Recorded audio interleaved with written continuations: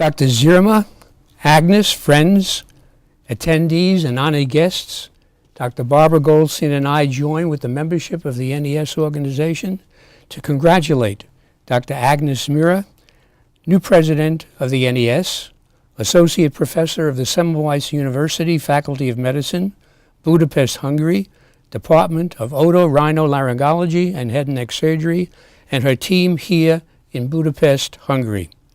A special thank you for the courtesies extended to us, both to present a video at the 43rd Congress of the Neuro-Otological and Equilibrimetric Society in Budapest, Hungary, which is taking place here between the 26th and the 28th of May of this year.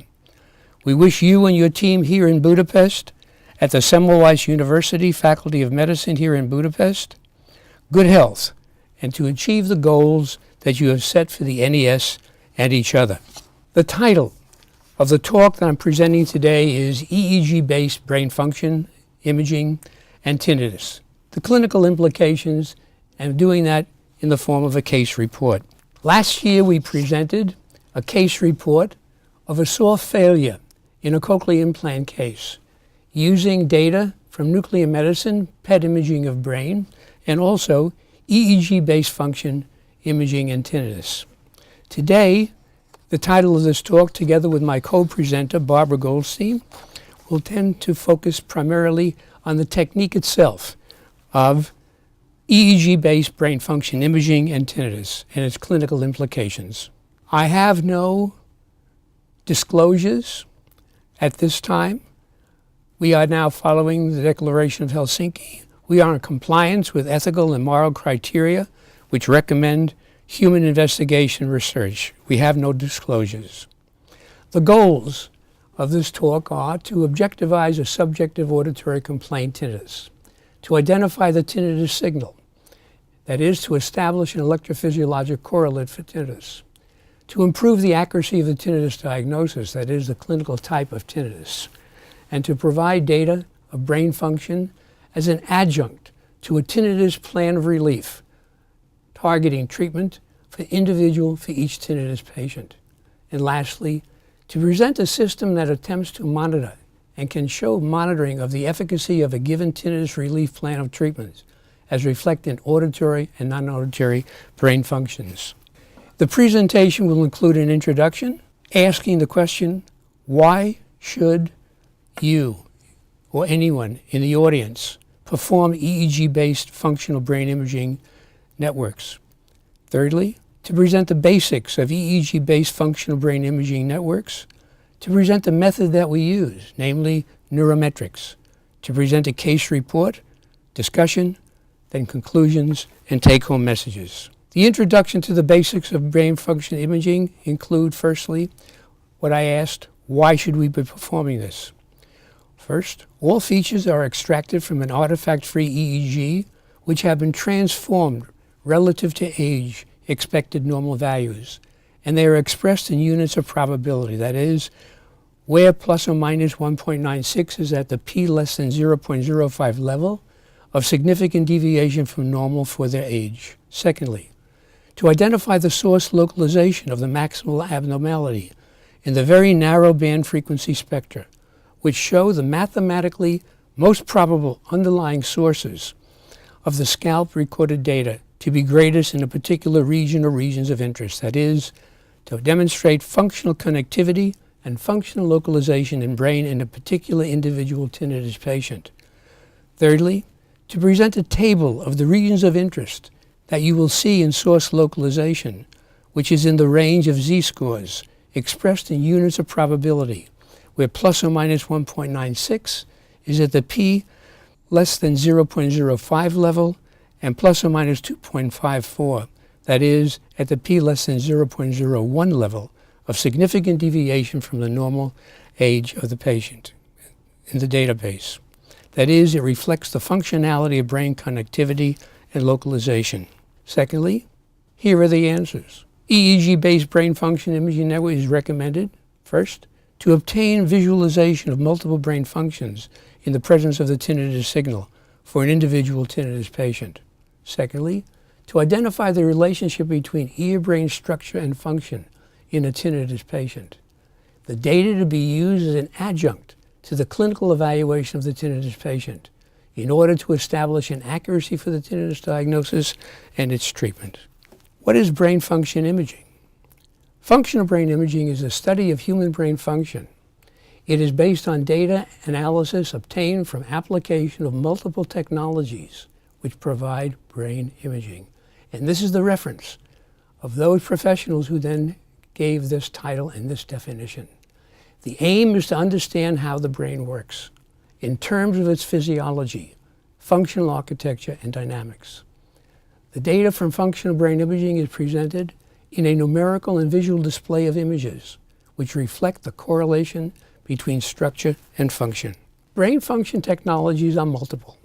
They provide three-dimensional imaging, visualization of the brain for that which we are now trying to investigate. In this case, we're talking about tinnitus. These technologies include, firstly, functional magnetic resonance imaging, fMRI, which provides functional connectivity of MRI as well, which is a special technique of functional MRI.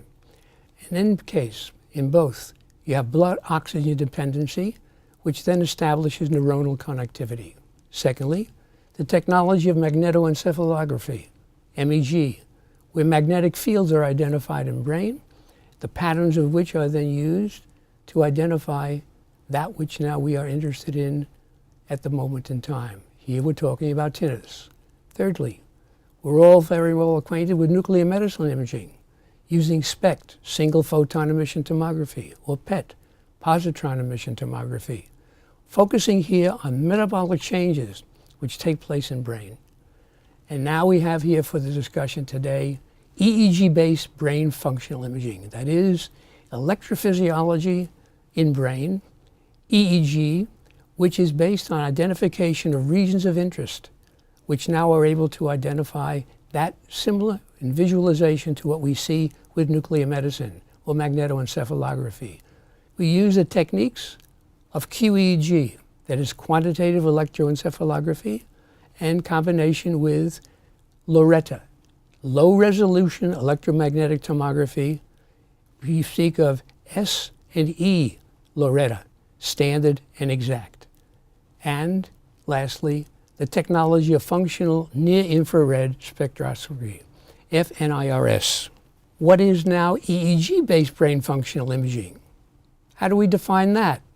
Brain functional imaging of brain speaks of images of raw EEG data transformed relative to the mean and standard. That is, Z-transformed, mathematically determined to have varying levels of statistical significance for standard deviations from a normative age-based population. Secondly, all metrics of evaluation are expressed in units of probability. That is, where plus or minus 1.96 is at the p less than 0.05 level of significant deviation from normal for age. Thirdly, the statistical analyses of the data, the neurometrics analysis, is to be used as an adjunct to the clinical evaluation of the patient. Quantitative EEG is nothing more than a spectral analysis of the raw EEG data. LORETA, low frequency resolution electromagnetic tomography analysis, provides source localization in 3D. We see the identification of the maximal abnormality in the very narrow band frequency spectra that shows where the mathematically most probable underlying sources of the scalp recorded data is greatest. The regions of interest-based brain function imaging, table of Z-scores, are reflective of functionality of brain as well as differentiation between auditory and non-auditory regions of interest. We speak of electroencephalotinitography, ETG. What is it?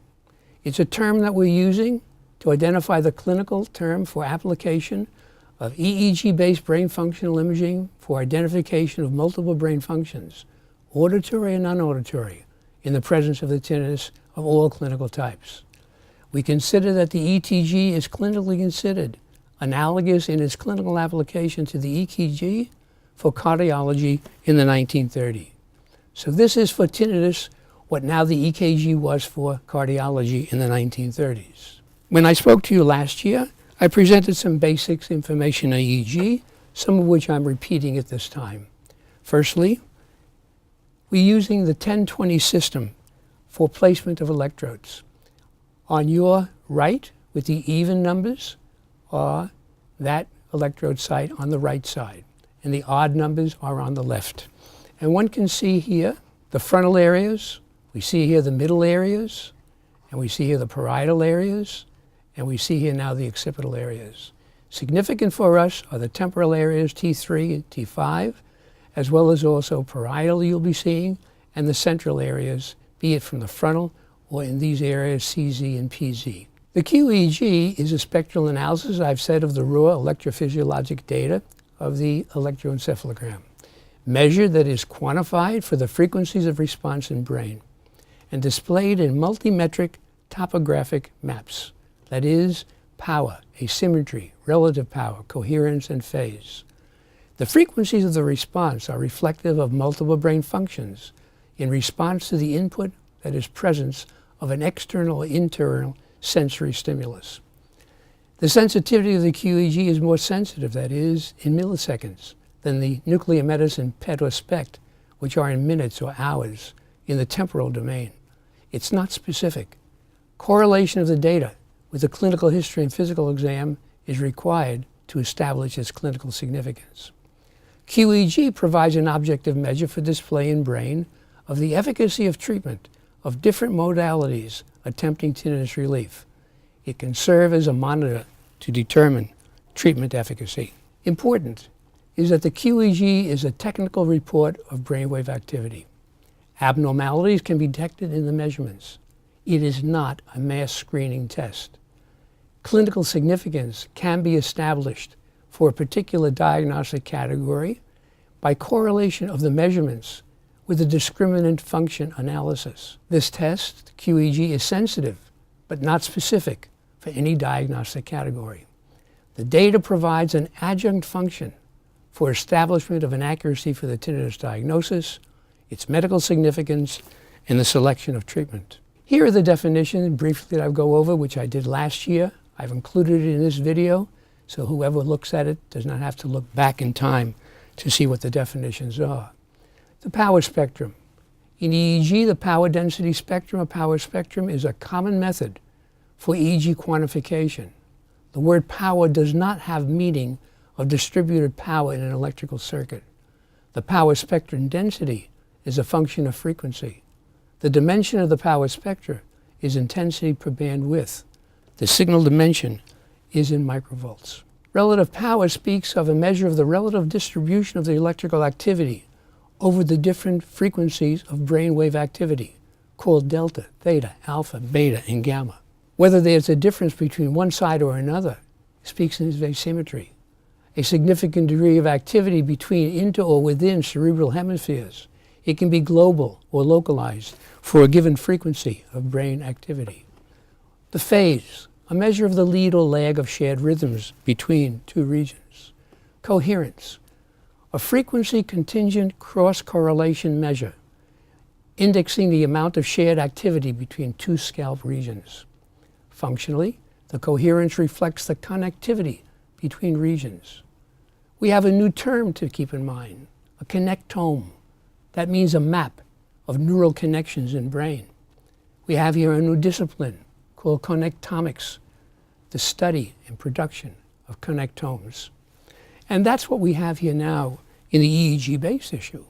We have here now how different structures connect one with another, the unit being the nerve. And we then have here multiple connections in various parts of the brain itself, the science of which is known as connectomics. EEG databases are very significant. In our early work starting in 2000, we were using the Lexicor database for all our data analysis of QEEG. Since 2006, 2008, we have now been using the database provided by the Brain Research Lab at NYU. These frequencies of brainwave activity are, roughly speaking, delta from 1 to 4 hertz, from theta from 4 to 8 hertz, alpha from 8 to 14, 13 hertz. We speak of a beta Above 13 cycles, usually 14 to 40, or beta 1, and that would be from now 13 to about 25, and then beta 2 or gamma, which would then be above 35 to 40. What is the method that we're using? We speak of neurometrics. I was pleased to find a definition for this in the Merriam-Webster dictionary, and that is the quantitative study of the electrical activity of the brain and nervous system. It is a method to identify and diagnose neuropsychiatric disorders based upon the patterns of brainwave activity. Imagine, this to then be proposed by Roy John in the 1960s, saw the light of day in Science, and then was published again in 1977 as Neurometrics, Clinical Applications of Quantitative EEG, and now seeing the light of day again as we speak in terms of brain functional imaging using EEG-based data for identification of regions of interest, which now have then identification in relation to functional connectivity and functional localization. Here we see here now the electrodes, as I mentioned to you earlier, and the electrodes are placed in these positions, 10-20 position, and 20 minutes of recording are done of the resting EEG. And these are then followed by the fast Fourier transformation and feature extraction, which includes the following metrics of evaluation: measures of power, absolute, relative, and mean frequency, intra and interhemispheric relationships between regions, that is, to establish the connectivity between them. And here we have the brainwave activity in frequencies. And next, source localization. What do we mean? We mean that which we now have, by placing electrodes on the skin of the scalp, we don't know where the potentials that we're now obtaining, where do they come from? This technique, source localization, tells us where in brain the potentials coming from skin-placed electrodes are coming from.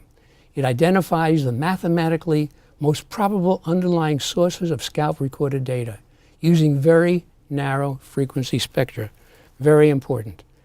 The source localization tells us the mathematically most probable underlying sources of scalp-recorded data using very narrow frequency spectra, which I'll be showing to you. And what's the first step?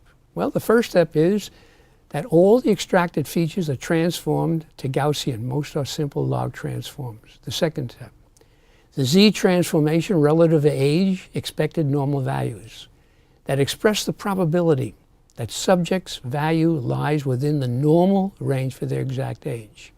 And then the neurometric QEEG norms. Most important, the database, which is then existing for ages 6 to 90. From age 6 to 90 years have been published and demonstrated to be culture fair and to have high retest reliability. And the potential effect of age on changes observed in the EEG is removed by describing the individual's EEG features in terms of deviations from age expected normal values using Z-scores. There can be an objection because the focus upon Z-scores, some can complain that this is a univariate analysis, which allows one to overemphasize and overinterpret the result that one is then reporting upon. However, here we are in 2016, a technique that's been introduced down the line in the 1960s, and we find that we need to do this in order to be able to have observation to the limits of what it has for giving us now information of brain function in general. What are the Z-scores? These are observed scores transformed into a score with a common reference, that is, a probability value. The Z-mean is 0. The standard deviation for Z is plus or minus 1. For the QEEG raw power transformed into a Z-score is then placed against a normative database, as I mentioned to you, from the Brain Research Lab at NYU, which is corrected for age and other factors. Thirdly, the QEEG power score with a value greater than plus or minus 9.6 would significantly differ at the 0.05 level from the mean of the age-adjusted norm, that is, 2 standard deviations, having a 95% confidence level. The functional brain imaging that we see is three-dimensional. And we see it, as I mentioned just earlier, with different technologies. We see it, be it the data coming from PET or SPECT in terms of metabolism.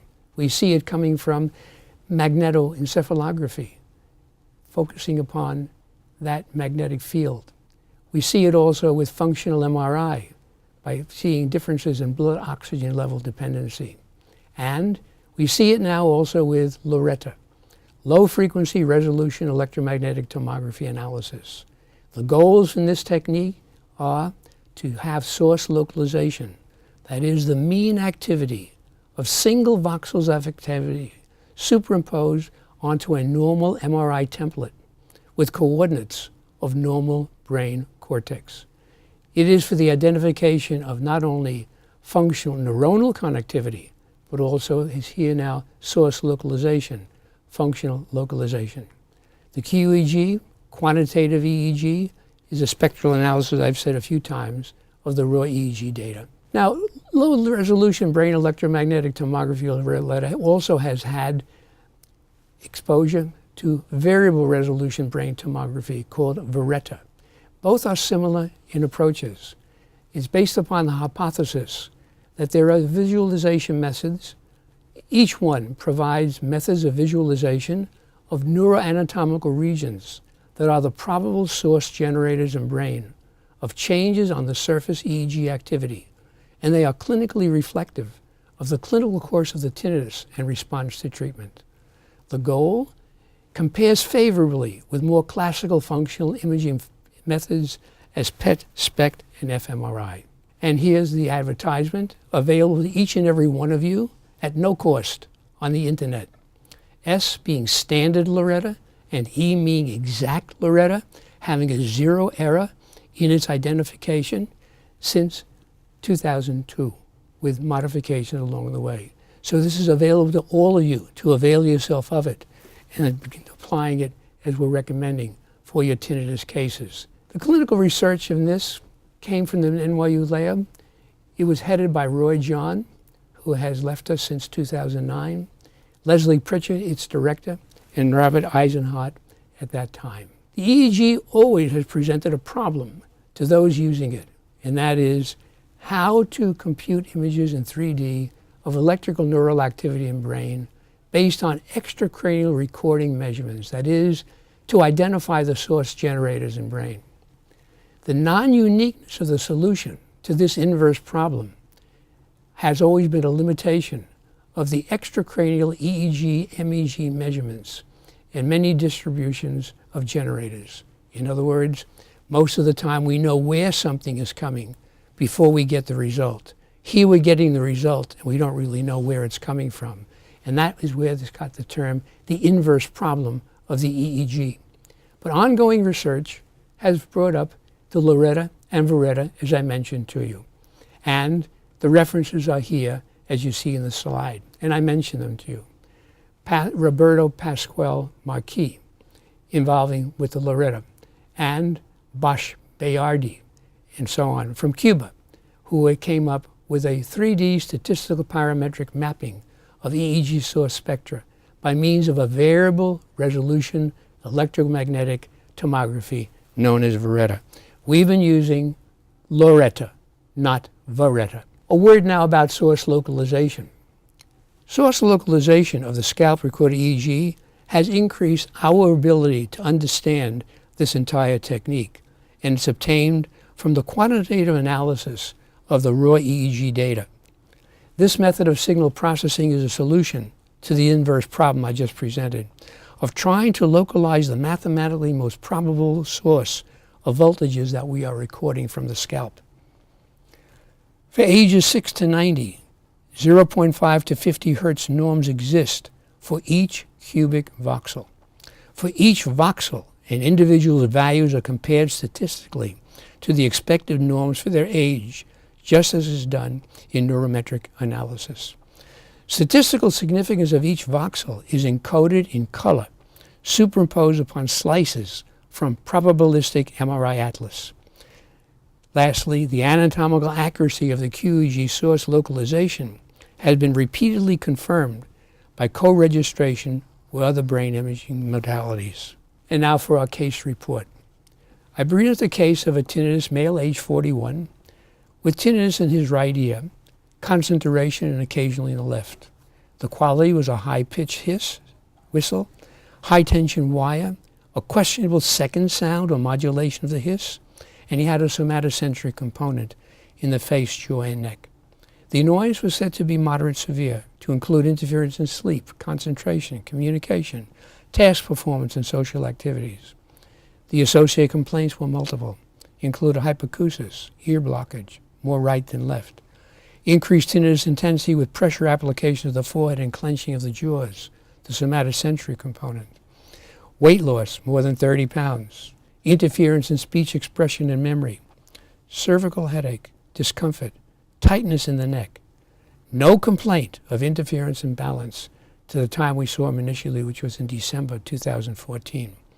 The headache being parietal, temporal parietal, more right than left, and also the neck. Significant in every tinnitus case, and particularly demonstrated in this patient, are the multiple comorbidities. Not only that of the tinnitus, but severe anxiety, depression, and very important, the clinical history of head trauma in January of 2014 obtained with skiing. The clinical history is considered to be essential in every tinnitus patient. We now sometimes spend more than 2 hours with each tinnitus patient in order to establish an accurate clinical history. And keeping in mind that we saw this patient initially in December of 2014, and he had a ski accident in January of 2014, this was not uppermost in his mind. And therefore, he focused primarily on when the tinnitus started, which was when he was exposed to the exhaust of a racing car. And other comorbidities included history that was suggestive of a presumed idiopathic intracranial hypertension. He had chronic nose sinus disease, and very important, a cervical radiculopathy bilaterally. The diagnostic procedures that we recommended included an MRI of the brain, which was reported normal. He also had mild paranasal sinusitis, and we did the Fukuda stepping test, which showed him to be circling to the left. He also had an MRI of the head done in January of 2014, which was reported normal, and the tinnitus evaluation. Conventional auditometry was done from 250 to 8,000 cycles. The ear right showed a normal peripheral hearing sensitivity between 250 and 8,000 cycles. The ear left showed normal peripheral hearing as well, but only between 250 and 4,000 cycles. That is a mild loss of hearing at 4 and 8K. And if we stopped at this point, we would think that this hearing was not too significant.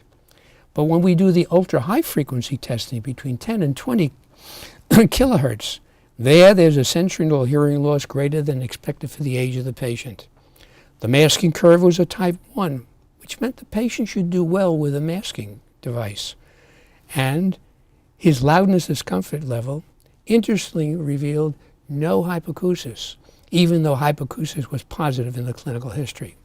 The tinnitus diagnosis was of a subjective idiopathic tinnitus, ear right predominantly of a central type, with a cochlear and somatosensory components, subclinical in the ear left, which means he spoke of it mostly in the right ear, but we felt it was already in the left ear.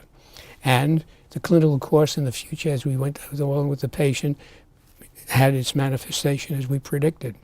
And he had a history of the hypoacusis. So now what is this report that we get when we send the patient? What information do we get that seems to help us for what I say? Not that we're seeing tinnitus, but we are seeing multiple brain functions in the presence of the tinnitus signal. And here's the information that we get. First, the Neurometrics Z images, which I'll be showing you momentarily. These are Z-score topographic maps. When you look at it, the nose is up, left is on the left side, color-coded for significance of deviation from age normal values. It is a Z plus or minus 3 with a p-value less than 0.01. 4, the evaluation metrics of absolute power, relative power, asymmetry, and coherence. And then the narrow band spectra. That means in the band of frequencies that we have for a given brainwave activity, we want to see where, if at all, there is a particular brain frequency in the narrow band of this large band that now is more active than otherwise should be. And you will see a cursor and color image at the maximum frequency. And then measures of cortical conductivity. Remember the definition. Shared electrical activity between electrodes and between hemispheres. Each image summarized below that I'll show to you shows the results for the coherence between the labeled region and all other regions in the labeled band of total for all delta, theta, alpha, beta, and beta 2, color-coded by significance level using a z-scale shown where plus or minus 3 is a probability of a p-value less than 0.01. Next, there are numerical tables of QEEG tabular data from each of the 10 to 20 electrode sites. The bipolar power for absolute power, relative power, asymmetry, and coherence. These tables of z-scores, color codes by significance of deviation from age expected normal values, where black, wherever you see black, means it's within the normal limits, and where you will see blue, a significant deficit, and red is a significant excess. And then the source location images, localization images. And lastly, what I've asked to be done, to put together a list of all the regions of interest in brain that are activated. And one can see a ranking based upon z-scores of that which is mostly now statistically significant in the activation that we're seeing. And here they are. What you're looking at first, where you see my cursor, that was done initially when the patient saw us in December 2014. And here, alongside, is what was done 6 months later. What you notice here is the absolute power, which shows here now that there is here a underactivity in the total thing as well as also in the data for the delta, theta, alpha. It's mostly here in the posterior regions, interestingly here with respect to the story he gave of the head injury, and also an area borderline in beta and beta 2 in the central areas. And when we have here for the relative power, it lights up 3 standard deviations in the middle leads. There is an asymmetry here in the occipital area as well as also in the frontal area. And we're noticing here an asymmetry here in the area that we would think having to do here with the precuneus.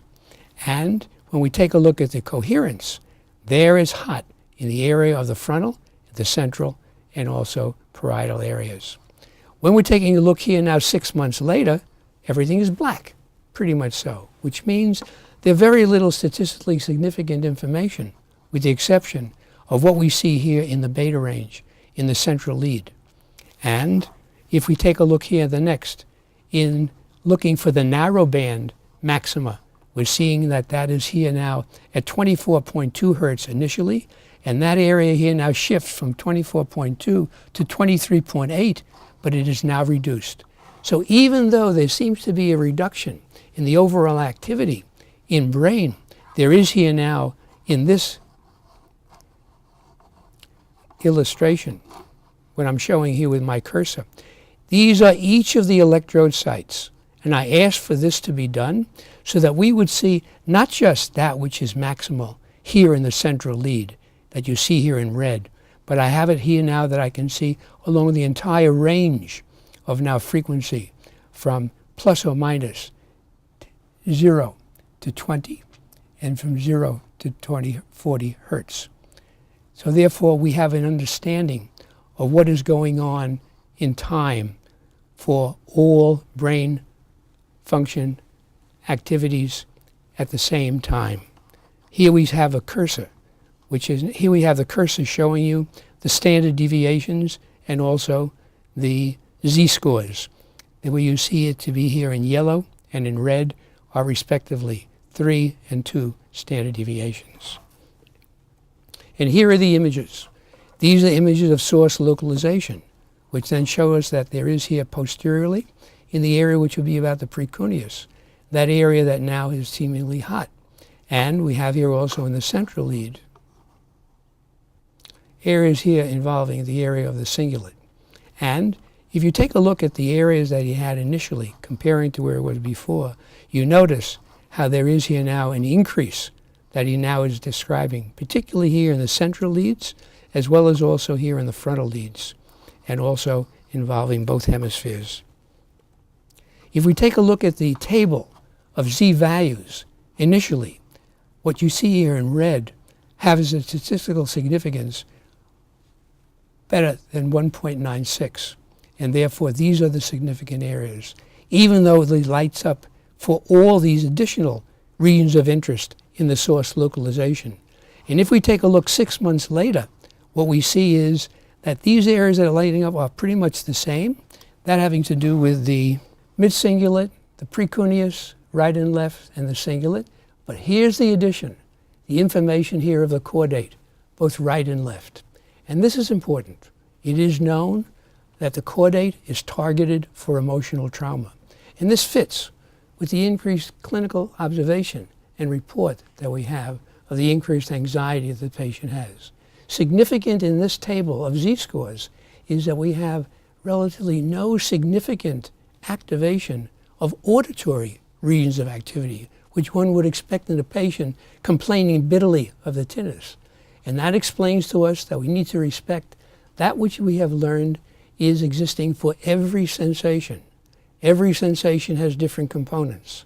The sensation itself, the behavioral emotional component, and that having to do with the psychomotor, how the patient expresses itself motorially, that which the patient's experience for a given sensation, whatever it may be. And that applies here to tinnitus, an aberrant auditory sensation called by us tinnitus. Here now are some of the regions of interest that we have to pay attention to. I show you here the area of the precuneus. That is important with respect to that area that we're now seeing with respect to memory formation. And now the prefrontal cortex. Here is the area of the prefrontal cortex that we're talking about. But in particular, we find that no other modality is more frequently represented in the prefrontal cortex than the auditory.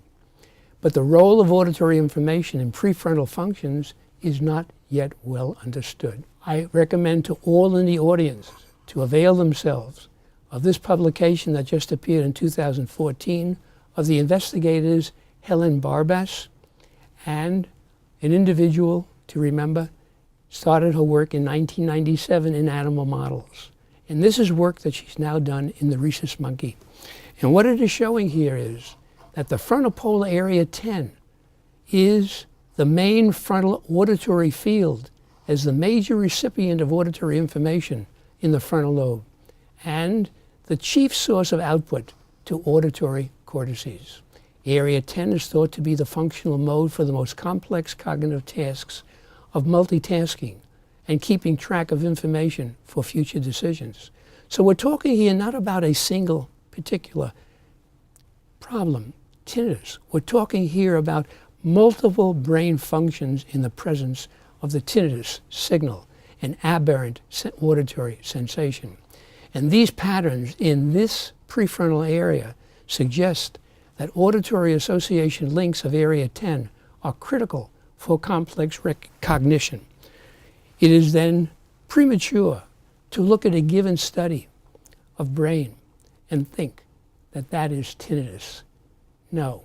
Remember the definition for these brain functional imaging technologies, and that is identification of multiple brain functions in the presence of a tinnitus signal. And here you see her work in the monkey. And you notice this is area 10. And this is the area that we have the issue of the primary auditory cortex A1. LF is here now the Sylvan fissure. And you notice the input from area 10 into the superior surface layer of the superior temporal gyrus. Multiple areas of association auditory cortices, which now respond in turn. And the more dense the arrow, the greater is the input to area 10. And we then also have areas besides area 10. And this is important to keep in mind when we're seeing our tinnitus patients. And the area here on the sagittal section of the brain, and that is of the medial prefrontal cortex. There is a dorsal and a ventral, a dorsal and a ventral medial prefrontal cortex. These structures are critically important in decision making. And when choices were made based on the advice from another person, activity in the dorsal medial prefrontal cortex reflects a prediction error for the accuracy of the advice that was given to the patient to make their decision. Interestingly, when one now has predictions about the behavior of others, these so-called simulated reward prediction error signals were found in the ventromedial prefrontal cortex. Consider our tinnitus literature, which has a high degree of association of the nucleus accumbens with that of the medial prefrontal cortex. And this is an area of investigation that we need to do now for our tinnitus patients. Not that we're seeing tinnitus, and this here wasn't a reference that had nothing to do with tinnitus. This has to do, as you see here, with a reference that just appeared in 2016 on the neural basis of the strategic decision making that appeared in Trends of Neuroscience. So for discussion, I have now shown to you the table EEG ROIs based brain function imaging, which reflects the functionality of brain, both for connectivity and also for location. The components of the aberrant auditory sensation for tinnitus, which were presented by Samjin in 1972 of these components, have application, and we're seeing it here in the table distribution of now the Z-scores. We speak of canonical brain function network. That means in the phylogenetic development of the brain, these networks were developed for what purpose? For survival. And we've been speaking about that for a number of years. And these networks are now called the default, the salient, the central executive function networks. We speak also now of large-scale core brain function networks, all of which gives to us in the field of tinnitus objectivity in terms of electrical activity in brain, of which we need to now use for our tinnitus research.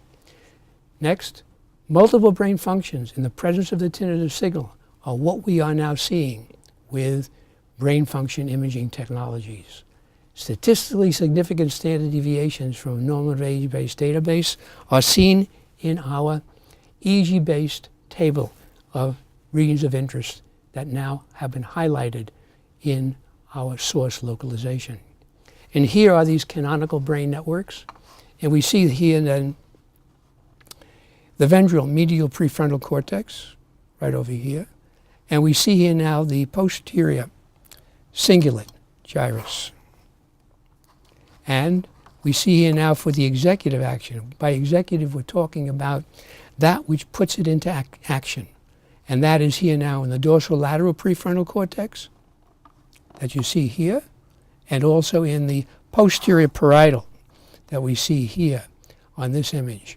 And the authors now have also identified, Seeley and Grecius have identified the salient network. What do we mean by a salient network? It means that this individual over time has introduced a particular personal imprint upon what they are now having a thought about and how it influences it. And that is, in my judgment, what makes us individual, what makes us like one thing and someone else doesn't like the other. And these are always ongoing. So when we're now looking at the table of regions of interest, when we're looking at the source localization, we're seeing here a combination, an overlay, if you will, of these networks, the most prominent one of which is highlighted by the regions of interest in its statistical significance. Mesolem, in 1990, approached brain function with a question, and that was, up until then, most of us were now being taught and looking at brain function in a modular approach, that a given area had a given function. And we then had the ability of now identifying function by giving the patient a task-oriented activation. And the way the patient responded behaviorally was now, and cognitively, was now used to establish the function in that particular module of the brain. But he came and said the following: we need to now have 5 major core functions in brain. And these 5 major brain functions has now been expanded till we speak of networks of neuronal activity, which are large-scale core brain networks. They are the following. First, he said, there needs to be an area in brain that processes attention, and that's in the posterior parietal and frontal eye fields. Secondly, language, Wernicke and Broca's areas, explicit memory, also called declarative memory, which involves a conscious attempt to retrieve memories of past events, networking the hippocampal entorhinal complex and the inferior parietal cortex. Thirdly, there needs to be an ability to recognize face. That's the midtemporal and the temporal polar cortices. Next, we need to have an implicit working long-term memory. It requires little, if any, effort to recall things. And lastly, there needs to be an executive function in the prefrontal and inferior parietal cortices, he postulated, that is, to execute, to enact a particular brain function. When these functions are now in step, there can then be ability of the life form that now we're talking about here, the human, in mammals. We need to now keep in mind that this gives to us an ability to survive. That particular sensation, which now it comes as a stimulus, either externally, exteroceptive, or within the body, which we call interoceptive. And I recommend that any and all here read this paper in 1990. So what are the implications and questions that now arise? In the past 30 years in the field of tinnitus, the discipline, we have had advances in both ear and brain, both significant to and for each other, and very important to caution, not to forget that our issue is tinnitus, not brain. Yes, brain, to help us understand the way the patient is now producing different brain functions in order to survive, in order to deal with the tinnitus symptom, with the tinnitus signal, which is in brain. Remember the work of Papez, who had a diagram for the emotional pathway in brain. And he focused it upon what? He focused it upon the area of the hippocampus. And we now know that is not the area for emotion. We know that that is the area for memory, together with the dorsolateral prefrontal cortex and the medial prefrontal cortex, as I've shown, for decision making. So observations and conclusions in 2016 may not survive time. We do know that there are clinical types and subtypes of tinnitus. Tinnitus, is it a symptom or is it a disease? Those who now are so focusing on brain say that it is a disease of brain. But not to be forgotten are the experiences we've had that teaches us that tinnitus in 2016 is a symptom having involvement of both ear and brain. So the question then is, it's not a question, is it one or the other, but is it both? And that we'll both have to wait as we do our investigations to find conclusions. Probably there'll be a combination of those types that are predominantly ear, those that are ear and brain, and there may very well be, and we think we've identified one such, that is essentially, primarily brain in location. But all of us face the following problem, and the problem is that of consciousness brain function. What is it? How does a tinnitus patient become alert, aware of this aberrant auditory complaint? What is it that causes fluctuation of intensity? And don't forget, we're talking here about a conscious awareness of a change of intensity. And the question is, what are the mechanisms and neuroanatomical locations of this particular issue? So what is the conclusion? Increased tinnitus efficacy in a tinnitus relief plan of treatment can be modeled based on the statistically significant auditory, non-auditory activated regions of interest. The QEEG Loretta provides data that clinically provides an objectivity for a subjective aberrant auditory sensation, tinnitus, in terms of multiple brain functions in auditory, non-auditory regions of interest in the presence of the tinnitus signal. Thirdly, An electrophysiologic correlate for tinnitus has been identified in brain cortex in terms of multiple brain functions. We started out wanting to identify a tinnitus signal in brain. What we've been taught is we have not done that with this technology. What we have identified is an electrophysiologic correlate in terms of brain functions in the presence of the tinnitus signal. And lastly, a central component of the clinical type of tinnitus is identified with QEEG Loretta. Next, increased tinnitus efficacy in a tinnitus relief trial of treatment can be modeled based on statistically significant auditory, non-auditory activated regions of interest. The QEEG Loretta provides data that clinically provides objectivity for subjective aberrant auditory sensation tinnitus, not as tinnitus, but in terms of multiple brain functions in auditory and non-auditory regions of interest in the presence of the tinnitus signal. An electrophysiologic component correlate for tinnitus has been identified in brain cortex in terms of multiple brain functions. A central component of the clinical type of tinnitus is identified with QEEG Loretta. The clinical course of components of the tinnitus complaint, sensory, affect, psychomotor, memory, all for tinnitus can be monitored with the QEEG Loretta. So what's the take-home message? All patients with subjective idiopathic tinnitus of the severe, moderate severe disabling type are recommended to include EEG-based function imaging in the tinnitus evaluation protocol. A sensory neuroscience model, SNSN, is recommended for basic science research and clinical evaluation and treatment of tinnitus. The QEEG Loretta data of brain structure and function, fundamental to the theory and hierarchical model of brain function, finds translation for tinnitus theory, diagnosis, and treatment. The efficacy of a tinnitus relief program and plan of treatment can be monitored with QEEG for tinnitus, and I've shown that to you today. And what about the future?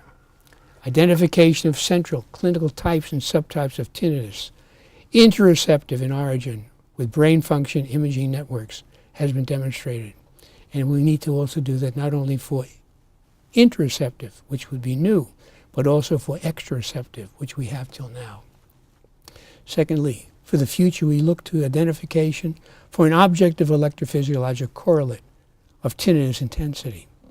Thirdly, for the development of research and clinical protocols for vertigo using EEG-based brain function imaging networks. We recommend this for inclusion into the International Clinical Protocol on Vestibular Disorders, dizziness, proposed by Professors Trinas and Clausen. Fourthly, recommend for the future establishment of multiple centers of excellence for sensory disorders with a focus on tinnitus and other abnormal auditory sensations. And to start, wherever this then is done, by the cooperation of ENT and audiology. Have a tech learn how to do EEG recordings. Have an EEG specialist who understands the raw EEG data, and then to have a trainee trained in the Neurometrics software.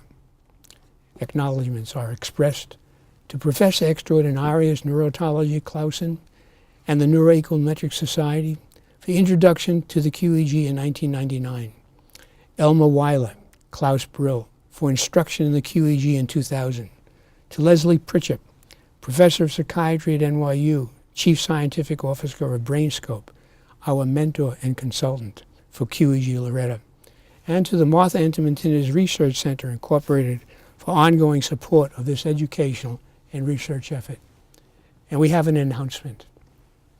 Barbara Goldstein and I are pleased to announce a grant for tinnitus basic science and clinical research and tinnitus patient diagnosis and treatment from the Martha Enterman Tinnitus Research Center, Incorporated, to the University of Miami, Department of Otolaryngology, Head and Neck Surgery, Fred Talishi, Professor and Chairman, for establishment of the Martha Enterman Tinnitus Research Fund. Michael Hoffa, Physician in Charge. Collaborations of existing projects will be allowed to continue and are planned for the future in basic science and clinical medicine for the ultimate benefit of the tinnitus patient. I leave you with the words of William James. Science, like life, feeds on its own decay. New facts burst old rules. The newly divined conceptions bind the old and new together into a reconciling law. I thank you.